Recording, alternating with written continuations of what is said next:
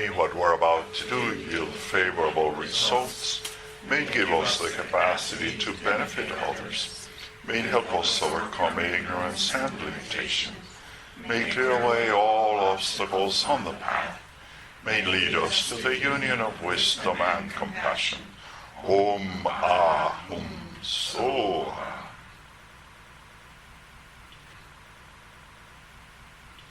I wanted to make a few comments about meditation.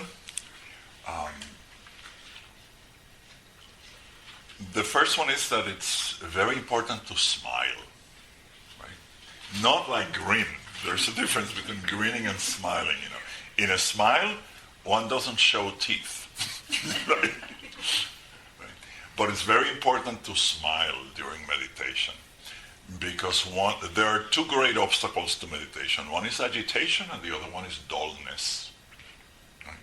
And if one doesn't smile because one is used to so much agitation in ordinary life, one will tend towards dullness when one quiets down. So it's very important to smile because smile will counteract agitation. So will remember that we've discussed before, if you feel dullness coming on, you just have to raise the level of your eyes, right?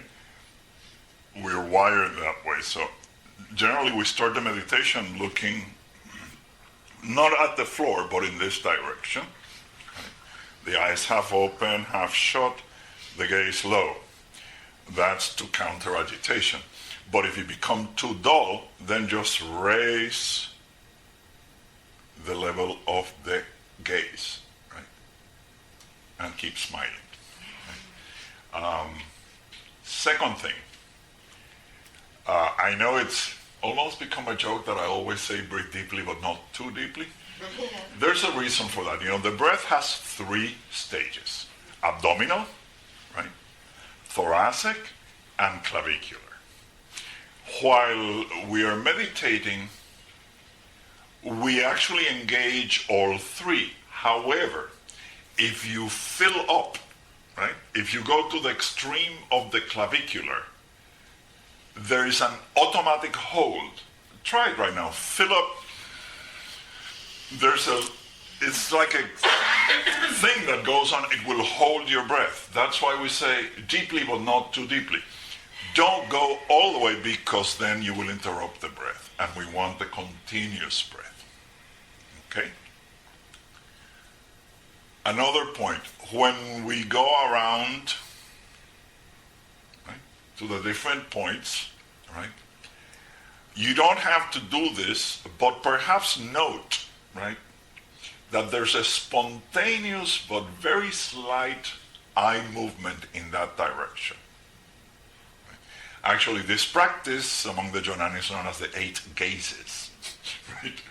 So when you're looking here, not that you move your eyes, you don't want to become cross-eyed, but if you're actually, that's sort of like how you know that if you're concentrating on the point, there will be a spontaneous but extremely slight movement of the eyes in that direction. Right? When you move here, the same, there will be a slight movement here, also here, here, here, here. And when you go to the crown, right, if you're actually focusing on the crown, your gaze will be straightforward. Okay? Unfocused and straightforward. Again, this is not forced. Right? Just notice that it happens spontaneously. Right? What else I wanted to mention? Oh, when we hum, right, don't over-inhale and don't inhale. You know, part of meditation is to keep mindfulness means to remember the instructions. One of the instructions is breathe softly, right? Which means without noise, right? Don't go to hum because you interrupted your own meditation. Breathe softly and go, again, not too deeply. And hear your own sound. It doesn't really matter what tone. That's why we just say low, high, natural, but it's your low, your high, your natural. It has to be comfortable, right? Yes? Every time we do that thing, the immediate thing that happens is my throat clenches up.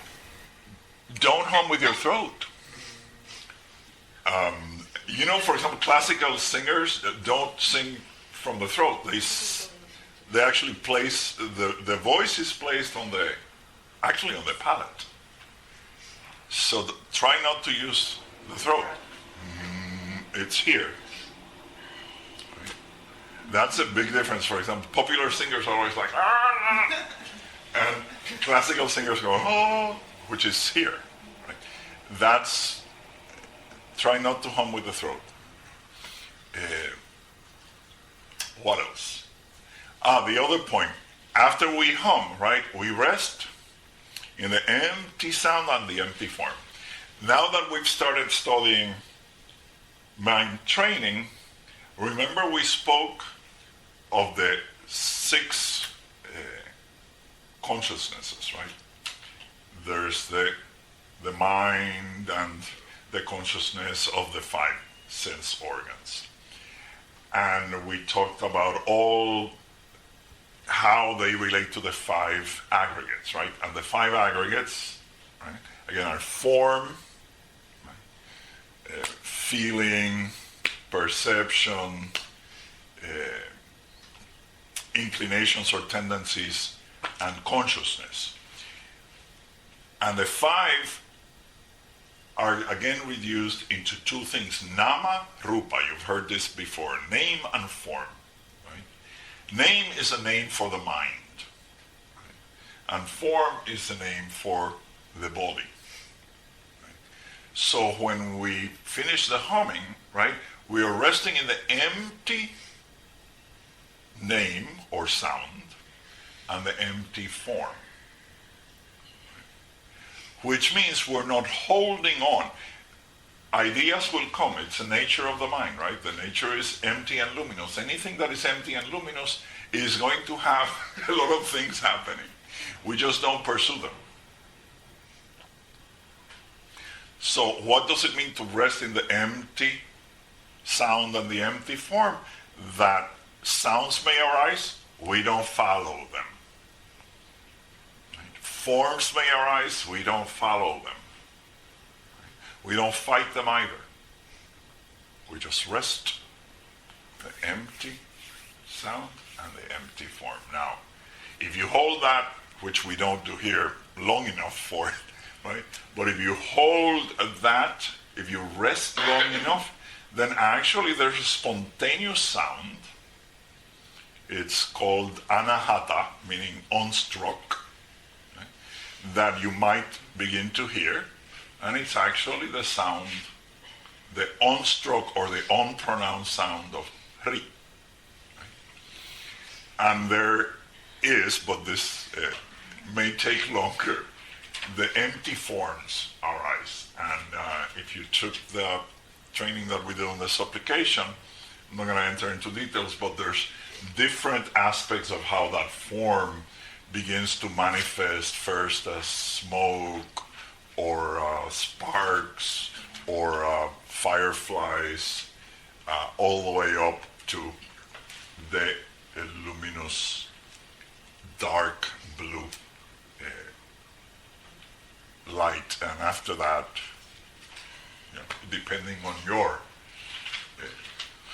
alaya vigyana, depending on your store consciousness, you may actually have a spontaneous, not imagined, a spontaneous perception of the Buddhas. Tashi, I have a question. Yes. Sometimes it happens when I'm meditating that when I get to the center of the forehead and the crown, it feels like I'm breathing through that space. Yes. Oh, so I never know, is that my mind just a plane? No, or is you are. Also... Because breath is just the physical manifestation of prana entering and leaving. And we're actually all the time, right, constantly exchanging prana with the outside. And when you focus on a particular point, you may actually feel, right, that breath. Right? It's not the physical breath, it's the prana moving in and out of all those points. Yeah. All right, so today we're going to look at maxims or proverbs. On the other side is the part that we're going to look at today.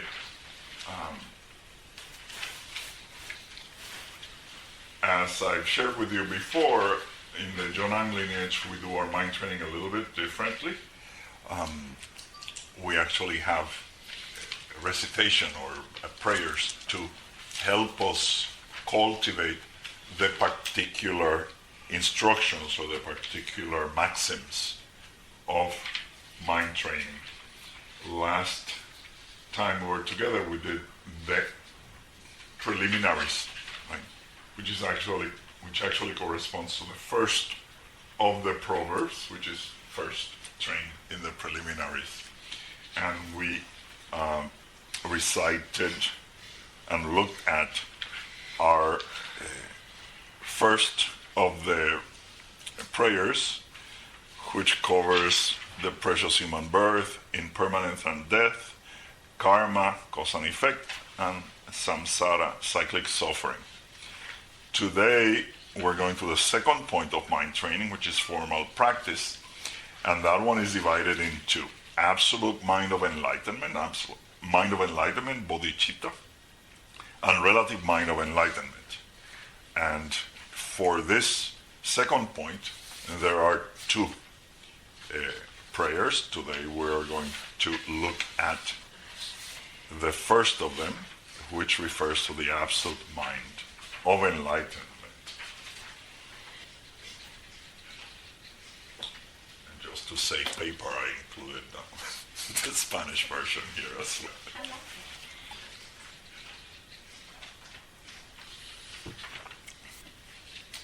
So why don't we read it together first, and then we will explain it. I bow to the Lord of compassion. In sleep, the 6 spheres of thought, sound, touch, sight, taste, and smell seem real. This same mind views the world by day. Bless me to regard all phenomena as dreams. The mind has no color, no shape, no weight, no inside, no outside, no origin, and no cessation. Bless me to examine this unborn awareness. Emptiness cures all wrong views, but those who hold the view of emptiness are incurable. Bless me to allow even the antidote to self-liberate. The mind is empty luminosity. It is peaceful and clear, free from elaboration. Bless me to rest in the nature of the essence. While walking, standing, sitting, or lying, the empty luminosity must not retreat before appearances. Bless me to ever remain a child of illusion.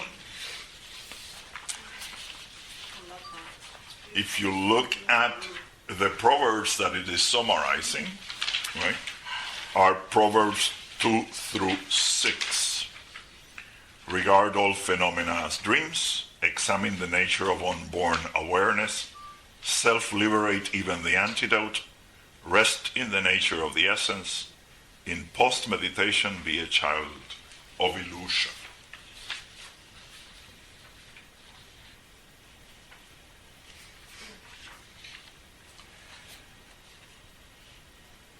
So we begin, the first one, right, is regard all phenomena as dreams.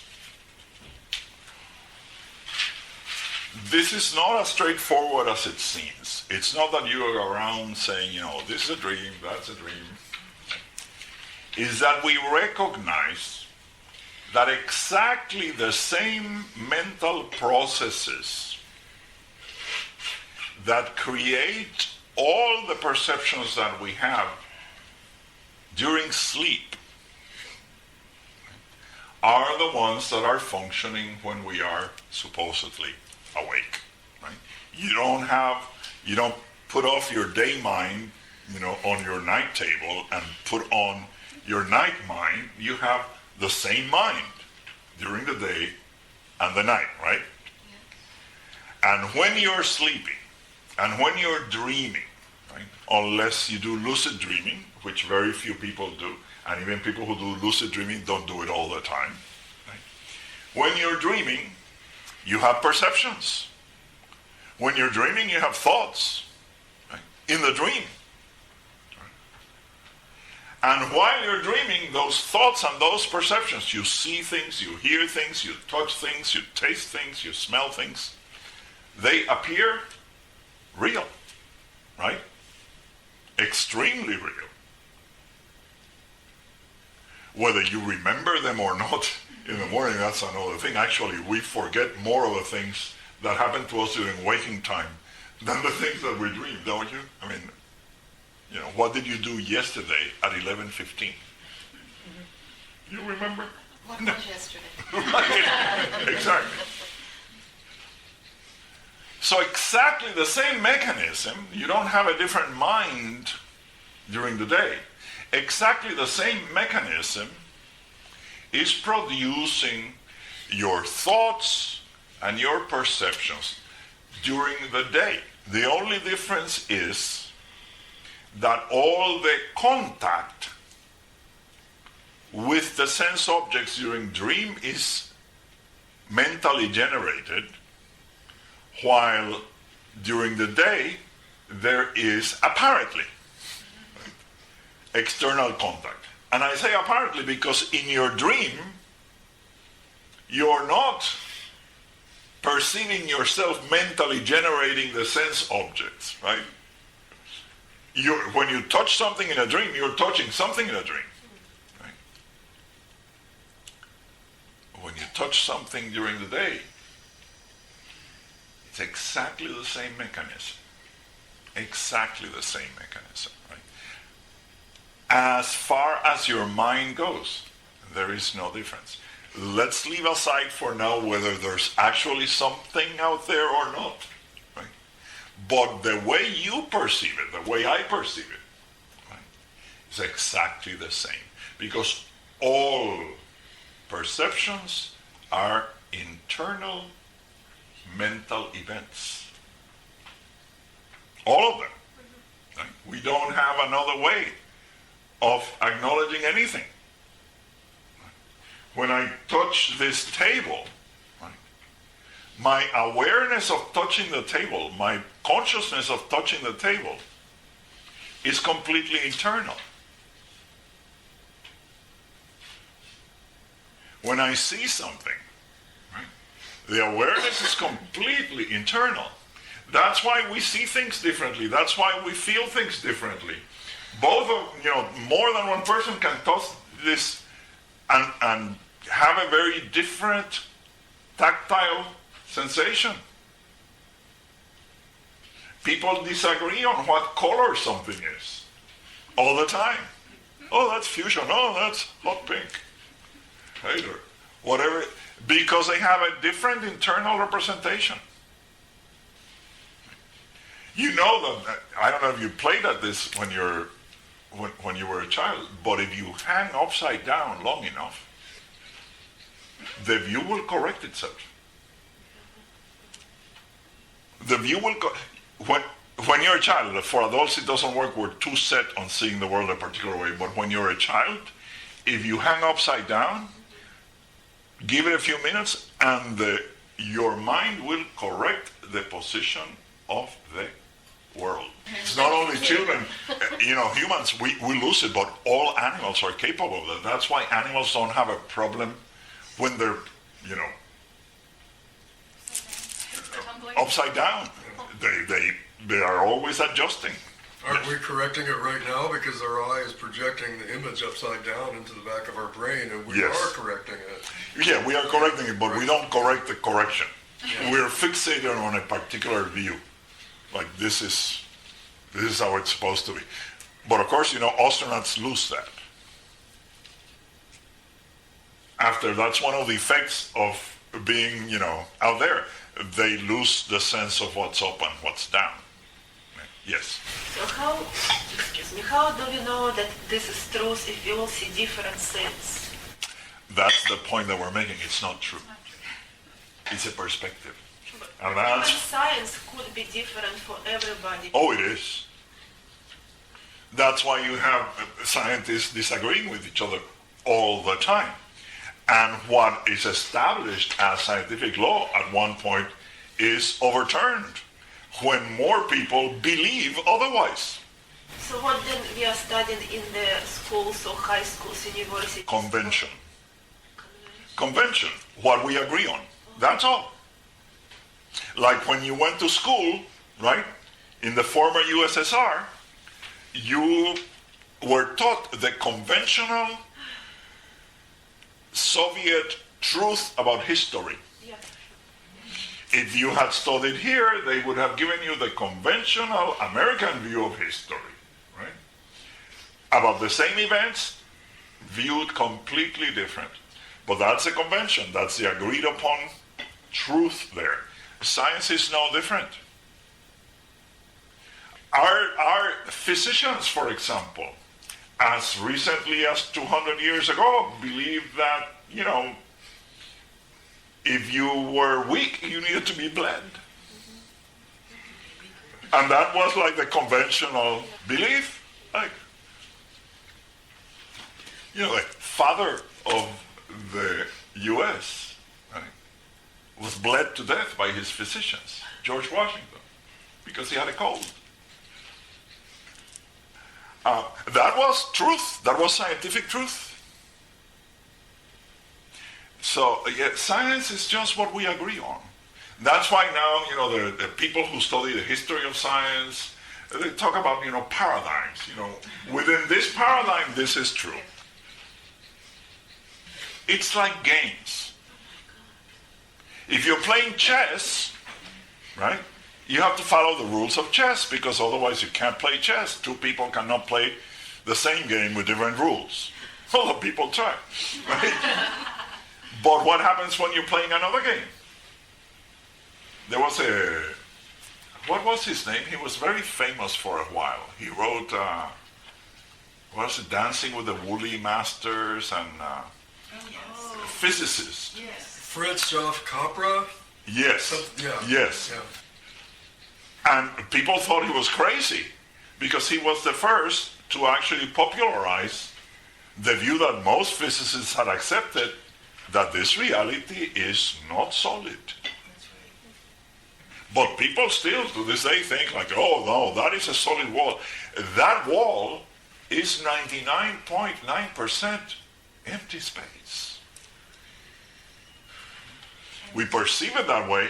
And why do we perceive it that way? Do you remember when we studied our mind? Because that's our karmic formation. Our minds, right, have a very strong tendency to view objects as substantial, independent, and real. So we're born into the chess universe with the built-in chess rules. Yeah, exactly, right? And some of them are inherent, and some of them are learned, right? Wrong views are of the two kinds. The view of self and other is inherent. The view, all the other views are learned. That's why people, have different ideas of how the world is, because they learn different ones. Just like I never learned that it was cold. And that little girl was, being told by her mother that it was 76 degrees outside, but it was a little bit cold. So this girl is not going to mind 112. Well, if it's a little bit cold when it's 76. Yes. So is everything else just an elaboration? Yes. Yes. All right. So what this means then, bless me to regard all phenomena as dreams is not to go around discounting conventional reality because we must operate in it, but to understand that our perceptions are internal mental representations just as dreams are. That there is no independent, substantial reality to things. This is the way I'm seeing them. That's okay, because probably that's the way most people around me are seeing them too. But that doesn't mean that's the way it is. It's the way I perceive it. Is that clear? That's what it means. The term that is used in Western philosophy is don't reify it. Don't absolutize it. Don't give it a status it does not have. So we move on to the second one. The mind has no color, no shape, no weight, no inside, no outside, no origin, and no cessation. Bless me to examine this unborn awareness. So if we become aware of the fact that everything is an internal mental representation, that it is happening in the mind, then what else is there? What is it, or where is it that all these thoughts, all these perceptions are appearing? And that's why the text begins with, the mind has no color, no shape, no weight, no inside, no outside, no origin, and no cessation. You cannot put your finger on the mind. On the brain. Well, the brain is not the mind. Yeah. Right? The brain is an organ. Right? But you cannot point to the mind, you cannot see the mind directly, you cannot weigh the mind. So it is simply an awareness. That's all the mind is. Right? We become, the first part of the prayer is about the content of the mind, which are all these perceptions and thoughts. Now we're looking at, but what is there in the mind? Is the mind substantial, independent, real? And this is what we have to acknowledge. No, it's unborn awareness. Unborn means it has no beginning, it has no abiding, it has no end. There is nothing that you can hold on to and say, oh, that is my mind. Actually, it's very common to say, oh, I've lost my mind. Well, actually, you never had one, right? In the sense of reifying the mind, right? Just like, yes, we see the wall, but it's a conventional internal mental representation. We speak of the mind, but it is a concept. We should not reify the mind. There are actually some schools of thought that believe that, and they're called idealists in the West, that believe that the mind exists. Actually, some go as far as to say that the mind is the only thing that exists. Buddhism says the mind doesn't exist either. It is just unborn awareness. Yes? Yeah, I've been kind of coming across theories that some people have about the dark matter in space, the emptiness and all of that, and they're trying to say that's where the mind resides, or maybe not the mind, but consciousness itself, awareness. And is there a difference between, in your thinking, to consciousness and the mind? Consciousness is a function of the mind. Awareness is not consciousness, although in the West we use them. Consciousness is always mired in duality. You cannot be just conscious, you're always conscious of something, which means duality. There's subject and object. Awareness does not need duality. Awareness is a function of wisdom. Consciousness is a function of mind. But we're getting a little bit ahead of us. Because this is a very, very gradual process, right? First, right, it denies the substantiality or the external reality or the independence of external objects. Then it says that they just happen in the mind. But then it moves to say, but what is the mind? The mind also is a concept, right? Then we get to the third statement. Emptiness cures all wrong views, but those who hold the view of emptiness are incurable. By the way, this is a quote of Nagarjuna. Direct quote from Nagarjuna. Bless me to allow even the antidote to self-liberate. So we've denied the reality, right, of external objects. We've denied the reality of the mind as an independent, substantial object. But now we're denying emptiness, right? Because, like it says here, emptiness cures all wrong views. What does that mean? If you think that that's real, emptiness will cure that. No, it's not, right? If you think that it's all in the mind, no, the mind is also emptiness. But the view of emptiness is a concept. Reifying emptiness is no different from reifying objects or reifying the mind. It's creating a category and giving it a substantial existence that it does not have. Right? And that's why the view of emptiness is incurable. Because the only antidote to fixed views is emptiness. If you turn emptiness into a fixed view, you're incurable. So you really can't talk about reality with words. I mean, it just doesn't work. You keep getting caught.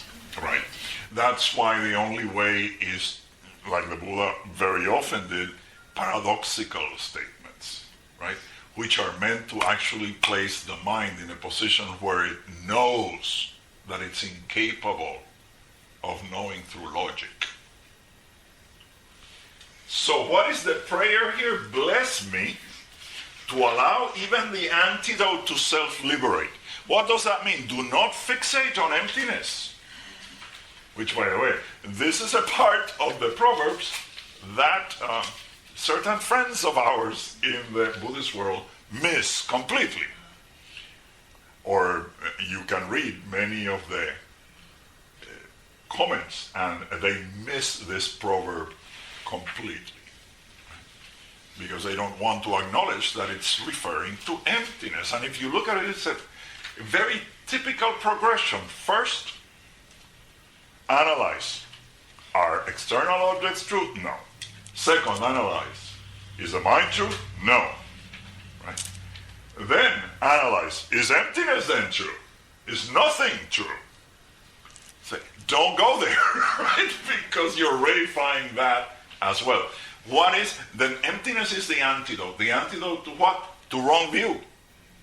But you have to let the antidote self-liberate, which means you cannot get attached to the antidote. Imagine that you drank some poison, right? And they gave you the antidote and it worked. So you're going to keep taking the antidote?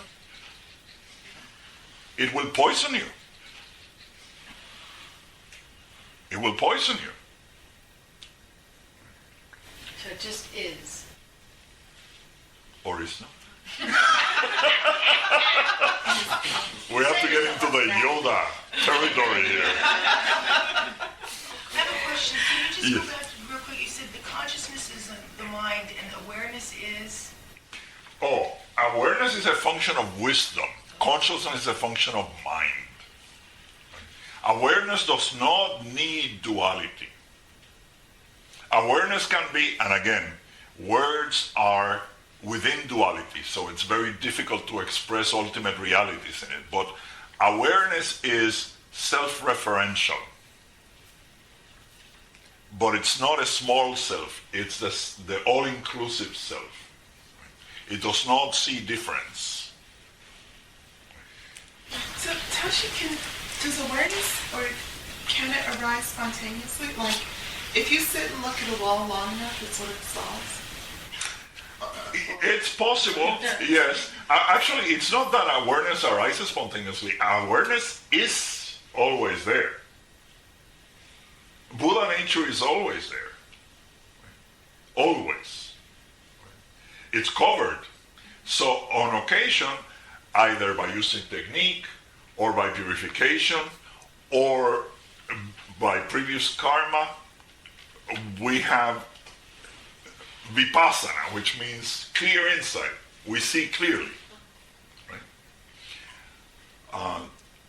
And I think everybody has those moments. Most of us go like, oh, it's like, my eyes are not working or my mind is not working, because we are so fixated on our inherent and wrong views that we refuse to accept.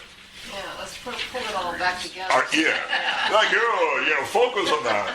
What's wrong with my glasses? Right? Children do this all the time. They'll say, they see through things, and we tell them, no, you can't. And sooner or later, they come to our point of view that, that's not possible. So what happens? If we left it that even emptiness is empty, that would not be enough. So then we go to, if it's not any of those things, what is it? The mind is empty luminosity.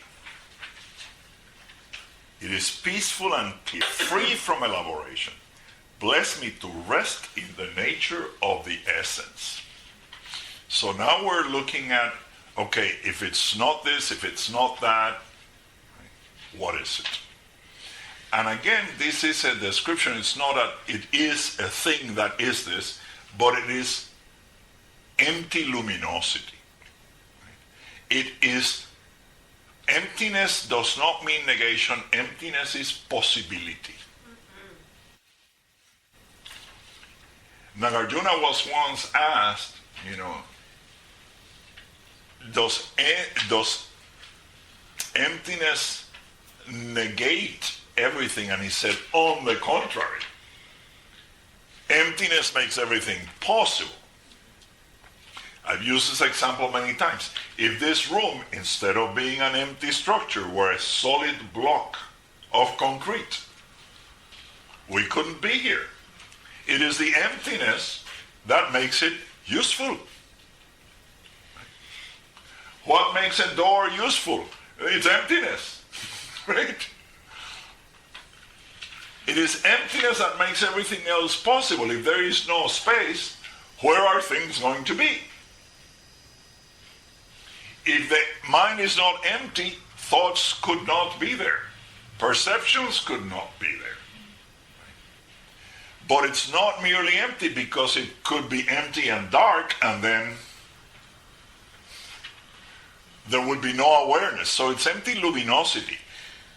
It is possible to see, and again I'm using human words because they're the only ones that I have available, but in order to be able to see your thoughts, to see your perceptions, right, it's because of the luminosity. It's not dark. You can think of what you're thinking right now and see what you're thinking about. And you can see your perceptions. It's not all absolute darkness. So the nature of the mind is an empty luminosity, or a luminous emptiness, whatever you would choose to call it. It is peaceful and clear. Peaceful means that it's not agitated. Now, there may be a lot of agitation inside, but the mind itself is peaceful. There may be a lot of murkiness inside, but the mind itself is clear. And more importantly, it is free from elaboration. Remember we discussed a little bit about elaboration the last time. Whenever we have a perception, it rarely stops there, right? It's like we see a pair of shoes, and it's not just pair of shoes, it's I like them, I don't like them, I wonder how much they cost. So-and-so has a pair like that, but the mind keeps going, right? Elaboration upon elaboration, everything is an elaboration. You name it, cookie. I like cookies, I don't like cookies. Cookie Monster, blah, blah, blah. Whoa, it just goes and goes and goes, yes. I understand about shoes and cookie. It's easy I think, to separate or stop those perceptions. Right? Yes. But about people, would you give some advice how at some point maybe to stop developing those perceptions and maybe to see them clear? The first step is to know that that's how consciousness works. Right? It is the nature of consciousness to go into elaboration. That is how the human mind is, and the only way to manage this is to purify it so it doesn't work without you're giving it an order. This is a pet that has taken over the house. That's what the mind is. You've seen some people who are like slaves to their pets. The pet runs the house. I had a friend who, the dog had to approve of her friends because otherwise they couldn't come into the house.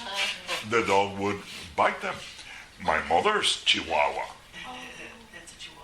has to approve of the people who visit because she will not stop barking. And when she's on the phone, after a certain time, the Chihuahua will not allow the conversation to continue. It's like, that's enough. Attention, back to me. My Arthur screams, I cannot talk on the phone for a long time. And he bites me. So the mind is like your pet. Or like my mother's Chihuahua.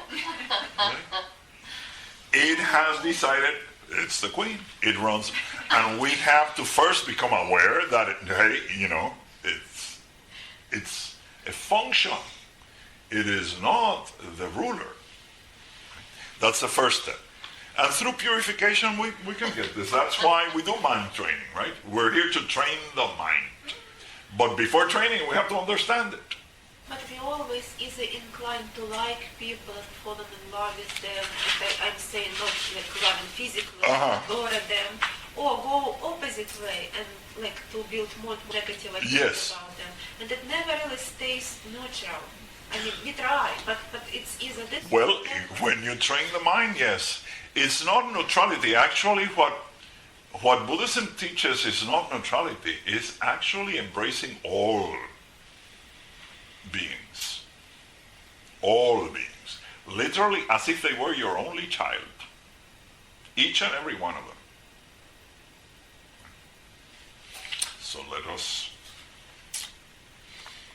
So bless me to rest in the nature of the essence. This is something that is a little bit difficult for us.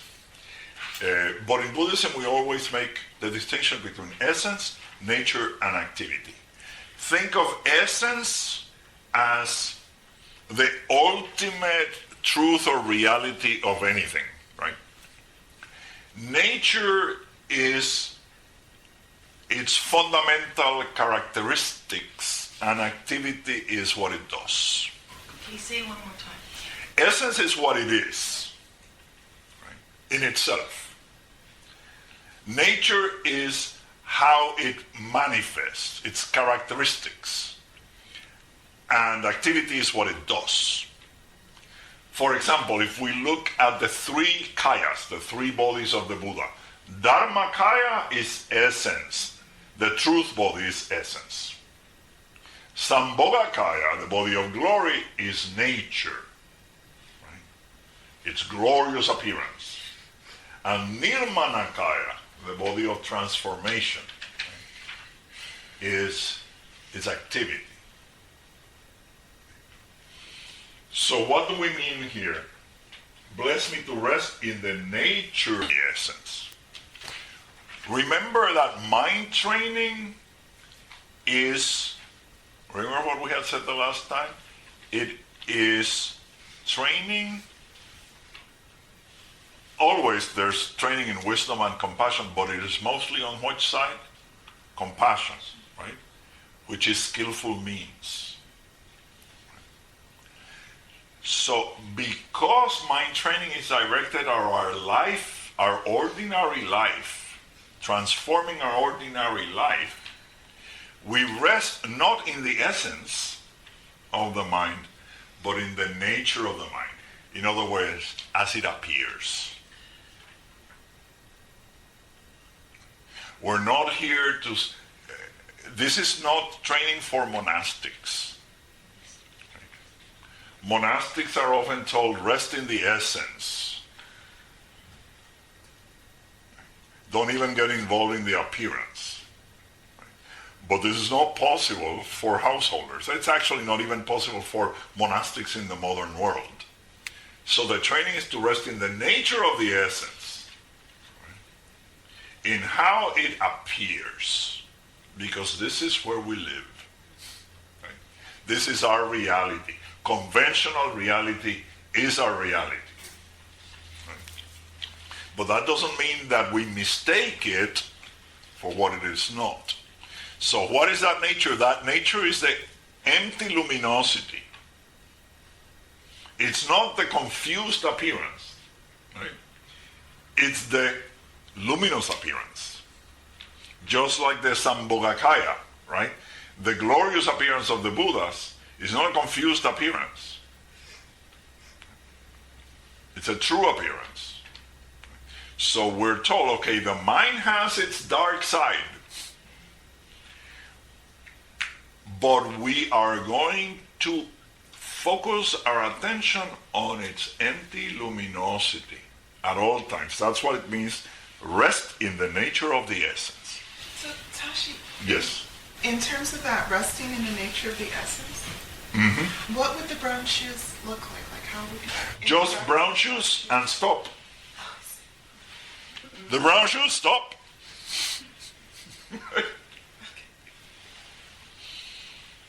That's the appearance. That's the nature. Don't go into the elaboration. It's not necessary. It's a waste of time. It's actually a waste of effort. Thinking takes more energy than even laborious physical exercise. That's why people who are constantly worried are always exhausted. Always exhausted. More so than people who do hard labor. People who do hard labor can, lie down for a couple of minutes and they feel fine. People who are worrying is like, oh, I can't drag myself out of it. That's what depression is. Constant worry. It saps your energy. So then, it starts giving us, remember, we're going into more and more practical things, but we start with the preliminaries, right? Which is the motivation to do mind training. Now we're looking at, okay, what is it that we're training? What isn't it first? Then what it is. And now we go to begin our approach to actual practical stuff that we have to do. While walking, standing, sitting, or lying, these are the traditional, this is a traditional way of saying in all your activities, because human beings, that's all we do. Right? We don't do anything else. Right? We're always either walking, standing, sitting, or lying down. The empty luminosity must not retreat before appearances. Bless me to ever remain a child of illusion. Interesting concept, and vastly and profoundly misinterpreted. I went online and looked at some of the interpretations of that proverb. The proverb is, in post-meditation, be a child of illusion, and a lot of people whoa, have weird ideas of what that means from the point of view of our lineage. What does it mean? That even though you will see appearances, It's unavoidable. Actually, if you didn't see them, it means your sense organs are not functioning, right? Which is a problem. Right? If you don't see a wall where there is a wall, you're going to have a problem. Right? If you don't see a hole in the road where there is a hole, you're going to have a problem. Right? You can't just say, oh, it's all perfect. No, there's a hole there. Right? So, but what the teaching is, the empty luminosity must not retreat before appearances. So it is to hold them simultaneously. Yes, this is an appearance, this is a perception within the empty luminosity of the mind. It's not to take things as substantial and independent.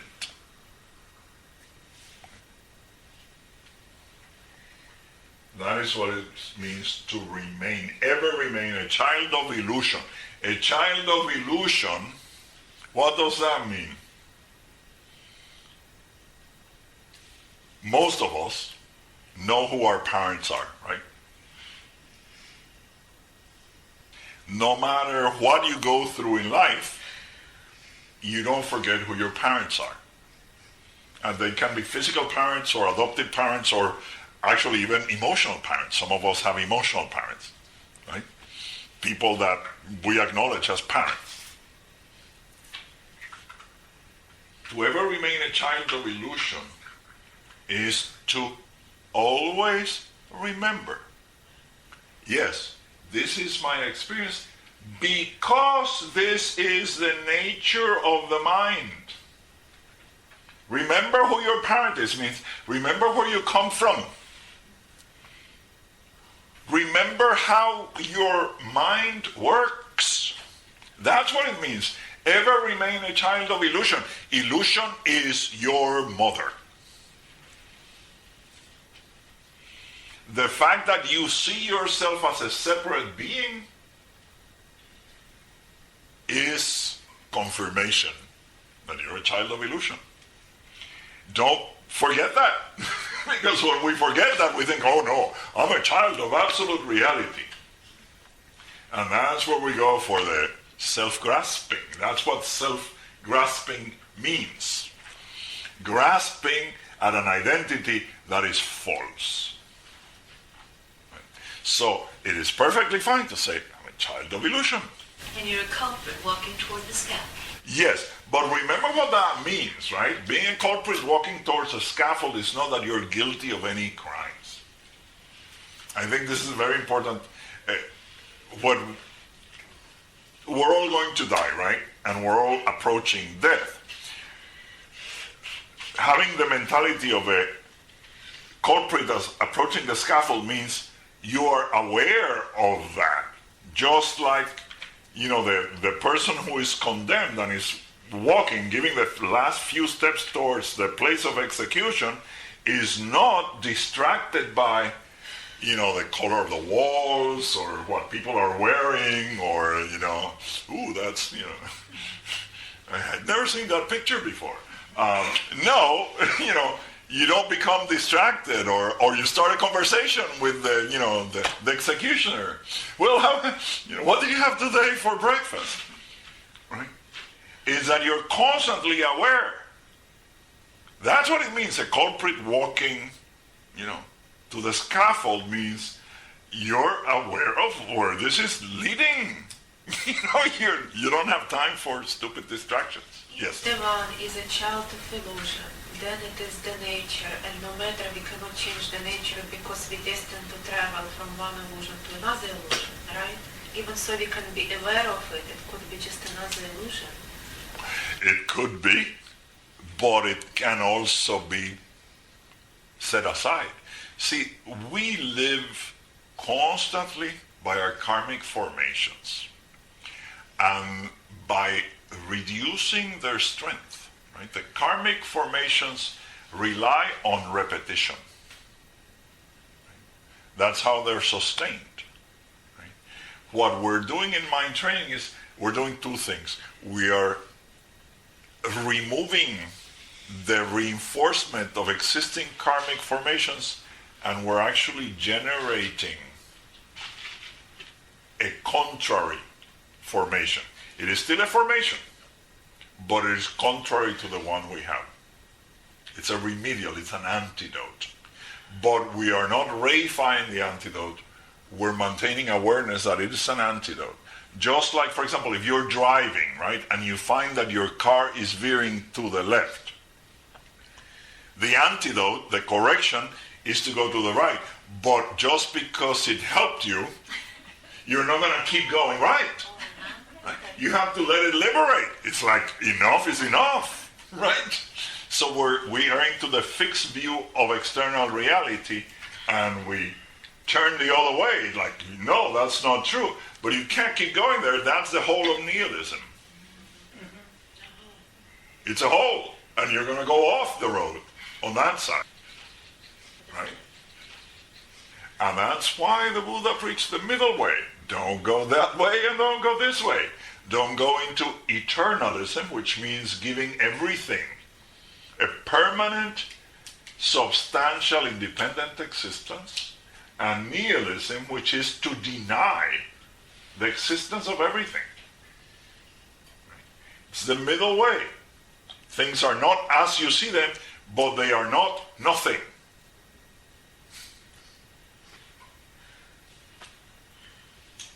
So that's what being a child of illusion is. We're all children of illusion. We have to acknowledge our mother, right? We have these karmic formations.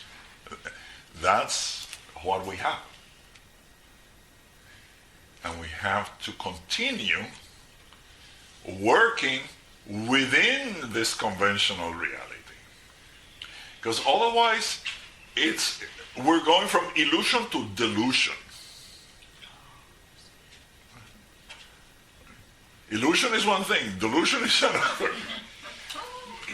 And we see those people say like, oh no, that doesn't matter, it's not true. Well, nothing is true. But then you go and you slap them and it hurts them. If it hurts, they're still in illusion. If they get angry at you for slapping them, they're still in illusion. But they claim, oh no, I'm above all that. I hear some people, well, I don't actually hear them, but it's almost like it, I post on the blog and some people reply and believe it or not, most of the ones that reply very visibly are, well, they call themselves Buddhists. Right? There is no Lord of compassion, one wrote recently. Okay, well, I'm sad for you. Right? 'Cause, what can I say? They're adamant, like, no, I know that the absolute truth is that there is nothing. Okay, so if there is nothing and that's the absolute truth, then what you're saying is also not true. Isn't that logical? Yeah. Like, how can you say, no, the absolute truth is that there is no absolute truth? Listen to yourself.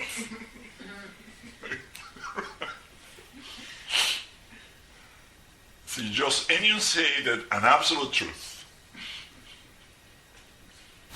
So Yes. when we're very caught in this world that looks so real to us, Yes. and then we meditate.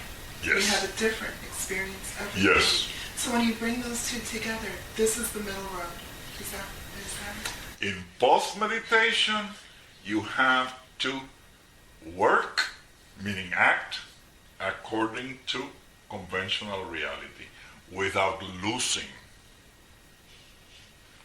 the wisdom that it is impermanent, insubstantial, right, and dependent. Can you tell us the Sanskrit words for that? Because I use Pali to Oh. remind myself. But I know what it means. Yes. Anicca, dukkha, anatta is... Well, yes. Anatta is anatman, is the Sanskrit, which means it has no independent self. Right? Anitya means impermanent, not nitya, not permanent.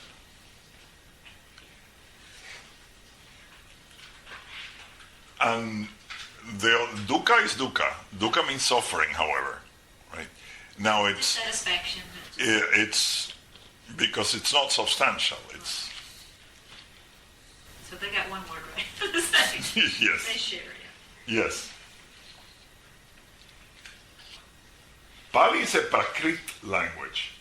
It means that, like for example, Spanish, Italian, Portuguese, right? Romance languages are Prakrit of Latin, right?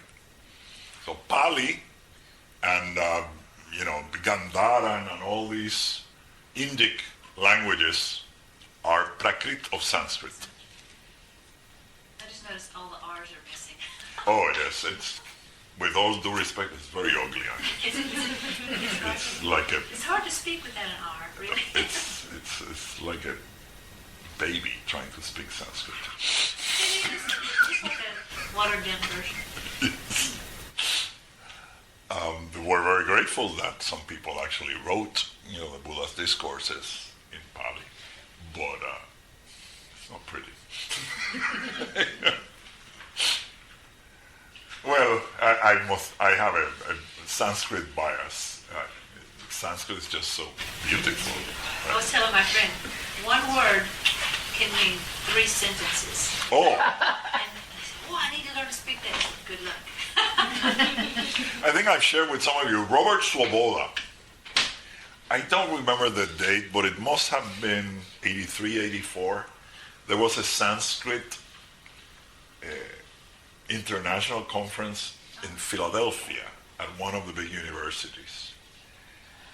And he was a sensation because he translated the same text as, what was it? One was some kind of spiritual text, some instructions for spirituality, as healthcare for elephants, and the other one was on gardening. Oh, yeah. The same text, and Sanskritist checked it and says, yes, it's very possible to translate it this 3 ways. He did it for, Robert Swoboda is kind of like he's a genius. He really is a genius, and he has a good sense of humor. But, yes, Sanskrit is liable to many interpretations, especially because it lacks punctuation. I like it when I can just say Bodhichitta instead of I am rejoicing in the welfare. Yes. Yes. Yes. So remember that these prayers, right, the Jonang practice, and actually I want to call your attention to number 11 of the Proverbs. It's translated in many different ways. For all activities, for all objectives, train with recitation. Some people will translate it for all activities, train with proverbs. Some people say slogans. But we understand this as giving us the instruction on how we practice mind training. Right? Because we have these very strong karmic formations, we have to begin to undo them. And we also have to start building a different formation. And recitation is one of the most effective ways. Right? Everything humans learn, we learn through repetition. Everything. That's how you learn to tie your shoes. That's how you learn everything that you know right now, you learn through repetition. So we are encouraged to use these prayers, right, to remove the strength of the negative karmic formations and generate a view that is more consonant with reality. Right? No view will be reality, right? Just like no map is the territory. But there are some maps that are more accurate than others. Right? There are some maps that if you follow them, you don't get anywhere. And there are some maps that if you follow them, you get where you're going. So the view that the Buddha shared with us, he himself did not say, this is truth. This is a finger pointing at the moon. This is in the direction of truth. And that is why we're also told, be a child of illusion. Remain a child of illusion. Be aware of how the mind works, because very often we just think, oh, that's just me. People say that all the time. Oh, that's just me. That's how I am. That's not how you are. That's how your mind works, and you've identified with it. It's not who you are and what you are. People say that all the time, and it's so sad because they condemn themselves to a limitation that is not theirs.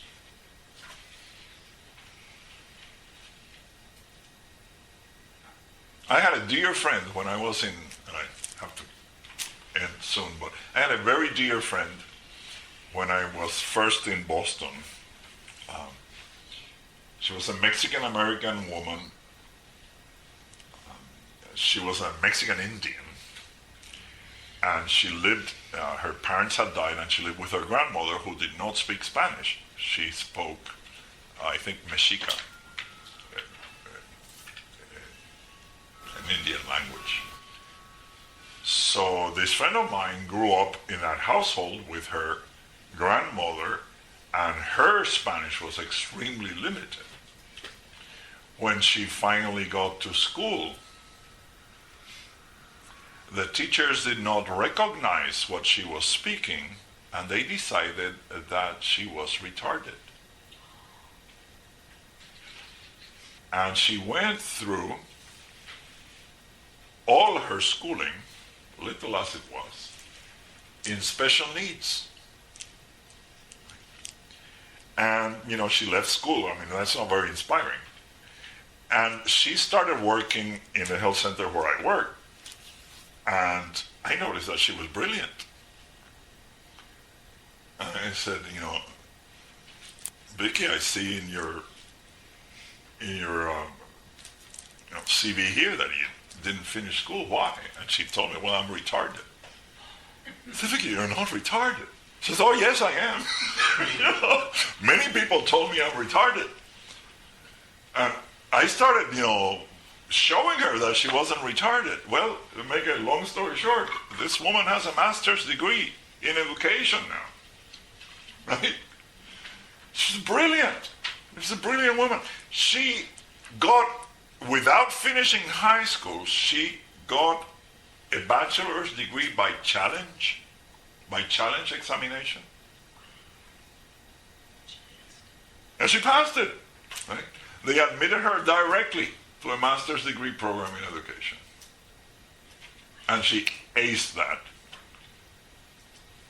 But she believed for, I think she was 38, 39. She believed for 39 years that she was retarded. But you know what? Whatever age you are right now, right, we have bought into this thing that we are limited, ignorant, deluded, unenlightened beings. Just like Vicky, we think we're retarded. But that's not who we are. We also can challenge this idea, this wrong view. Because the reality is, and we will see it later, the reality is that we are. Again, this is limited human language, but our nature is, our essence is true purity, true being, true bliss, and true permanence. So, it's our choice. We can keep thinking that we're retarded. or we can move forward and get rid of all this But you know, suffering limitation. Yes? well, I mean, in all of this, I always come back to that same question, but what is truth? Well, it's not something to be said, it's something to be experienced. It's peace and clarity. It is lack of suffering. That's all it is. Dolpopa said, once he had the direct experience, he wrote it down. I think it's in the mountain Dharma, mountain doctrine. It said, even if the Buddhas themselves would come down and tell me differently, I would know what I know. Right? Because when you are no longer insecure, it is to be established in peace. Peace means that you neither fear nor hope. That's what it means. No hope, no fear. One of my old teachers used to say, right? And she'd drive people crazy with that. Rejoice, there is no hope.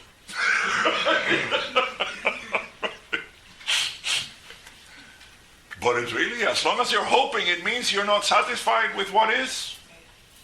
Yes. One of the basketball stars says, don't you hope you do better? He says, hope is not a strategy. It's not. Well, it's a strategy for defeat. Because at the moment you have hope, you have fear. It's impossible to have hope without fear. Right? Because what if it doesn't happen? If it arises in meditation, it's good like that, like Anadai. Oh yes, because it's the same. It's the other side. Fear is the other side of hope. No hope, no fear. That's a good slogan. Yes. It could even become popular because people might think it refers to sports. I was going to say, well, the Yankees new slogan. Yeah. That's a slogan. No hope, no fear. Just do it. Just do it. So please let us dedicate.